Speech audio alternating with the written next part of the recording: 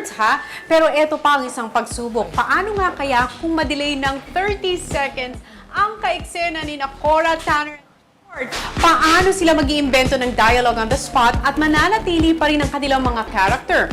Stay with us dahil malalaman niyo ang lahat ng yan sa pagbabalik ng Pinoy Big Brother Lucky Season 7. Dahil sa'yo, ako'y natutuwa. Dahil sa'yo, ako'y May mga tinapay na ang mga kasama ko. Wait, eto na. Okay, analyze natin kung ano nangyari. Parang basketball game talaga. Una, Yes, una, yes. hindi mo nakita yung ginawa ni Tanner kahapon, pero yung today mas natural, di ba? Yung kahapon Yes. kasi, Stiff it was pa. a very pa-cute Tanner, but it called for it naman. Pero yung today, talagang mas naramdaman natin na hindi siya umaarte. Tsaka Being ramdam siya. na ramdam natin na hindi talaga sound effects yung binigay natin. Talagang sampal sa mukha. Sampal talaga. Magagawa mo ba yun kay Tanner?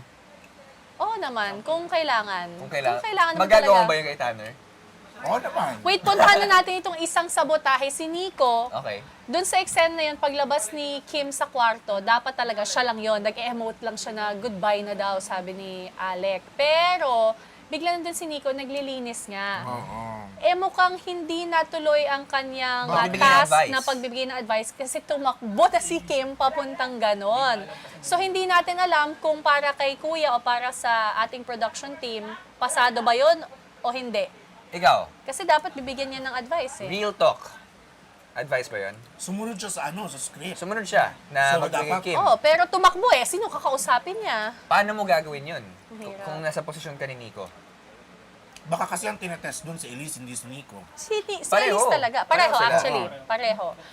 Siguro lang,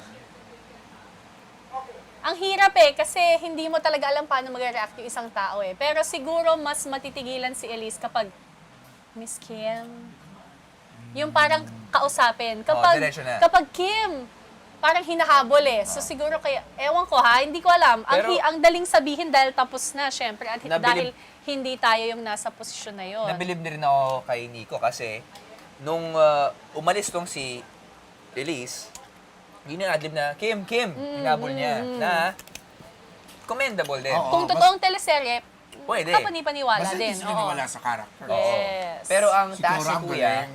again, mabalik tayo, magbigay ng advice. Tingnan natin kung para Na- sa kanya, pasado yun.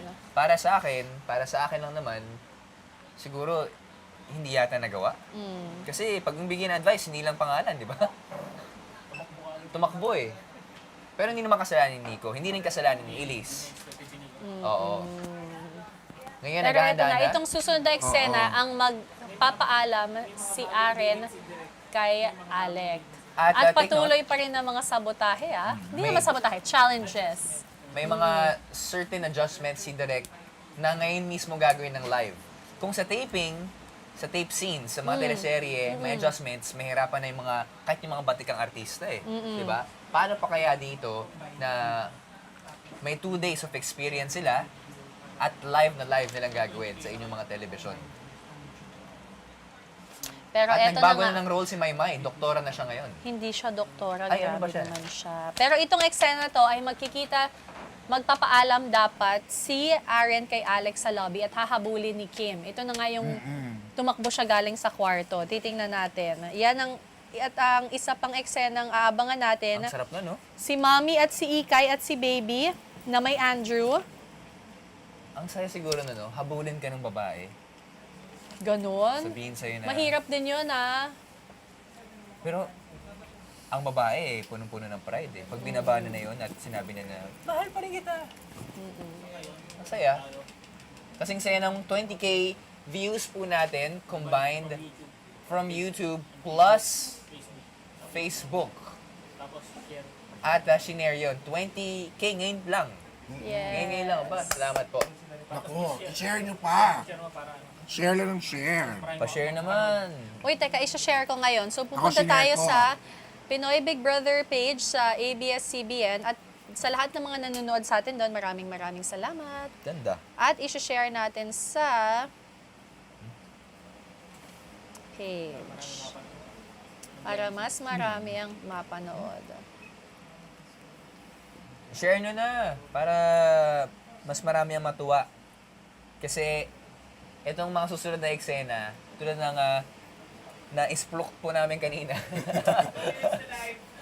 Na hindi sinasadya, may mga surprises or sabotage na ginawa para lang matesting yung ating housemates kung gaano sila kagaling. Kasi for the past 2 days, magaling na sila eh.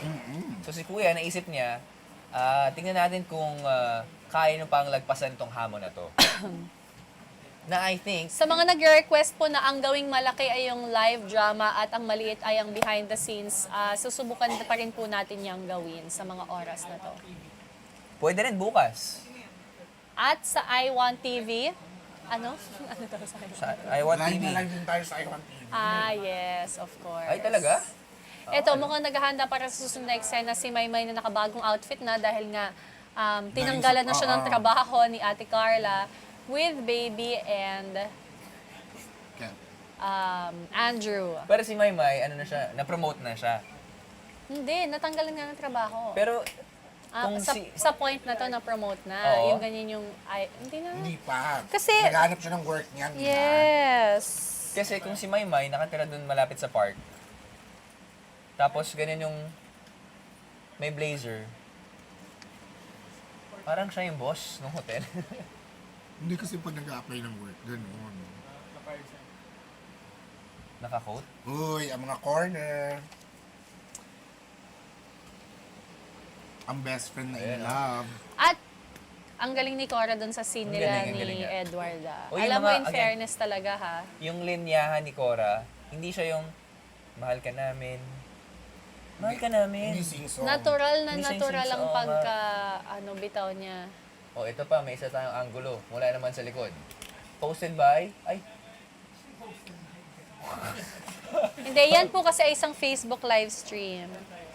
and we're live. Pasok!